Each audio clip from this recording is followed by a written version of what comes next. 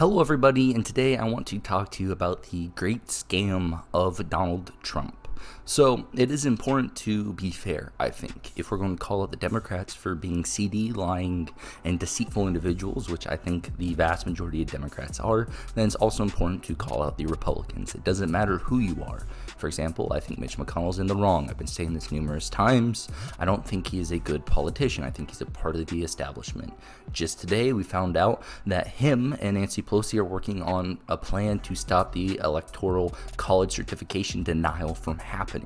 So he's very much a part of the establishment, in my opinion. However, as not just calling out Mitch McConnell, which seems to be the flavor of the day, it's also about calling out President Donald Trump as well. Just because he has done a lot of good doesn't mean he is immune. And what we see is coming out of the Washington Post, in which they posted a 1-hour call between him, Donald Trump, and the Georgia Secretary of State, in which you saw, or you hear, Donald Trump trying to pressure the Secretary of State to find votes. Now, mind you, this is all in the description down below. Not only the 1-hour call, which is in the Washington Post link, but also the transcript. And I also linked the Daily Wire post as well, which is a conservative news outlet which discusses this. So hopefully that's some credibility, not just the primary source, but also a conservative site posting it, because I know people want to get finicky with this. So it's undeniable. But in the call, he talks about how he just wants to find 11,000 votes, 12,000 votes. And he was certain that the election was stolen and that this needs to happen. Not just this, he says that the people of Georgia know that this was a scam, and because of what you've done to the president, a lot of people aren't going out to vote. In terms of the Tuesday runoff elections that are occurring, Trump elaborated, saying a lot of Republicans are going to vote negative because they hate what you did to the president. So not only does it seem like Trump is trying to get votes to appear, but he also seems to be making threats. Now, this isn't a direct threat, but he's implying that because of what happened, a lot of Republicans are not going to vote in these runoff elections. And it's because Trump didn't win Georgia, and that if he wants this to not happen, well, find those votes. Again, go throughout all of it. Trump talks about how everyone's going to look very good if the truth comes out.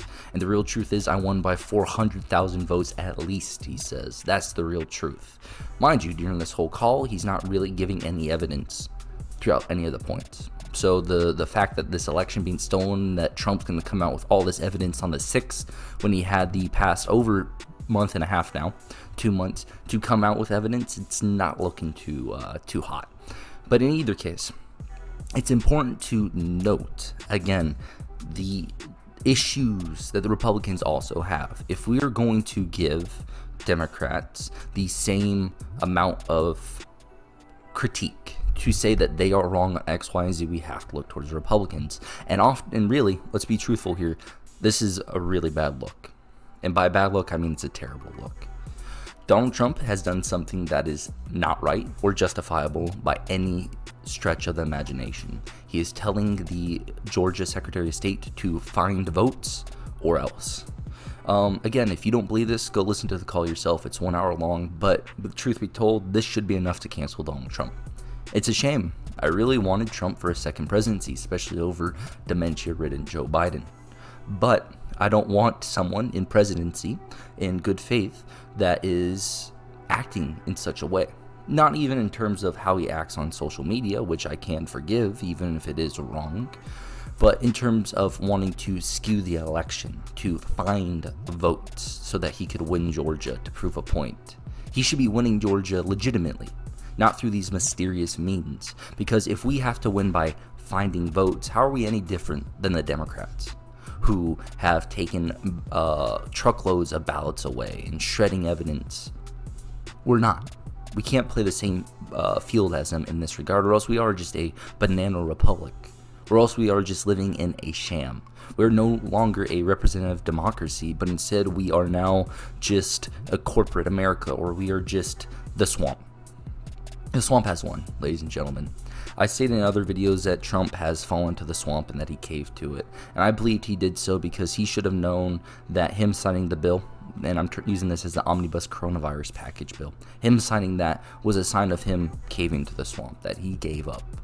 And people, justifiably so, said that, well, he wanted to increase the stimulus checks and cut out the poor, but what we're seeing is that just simply isn't happening.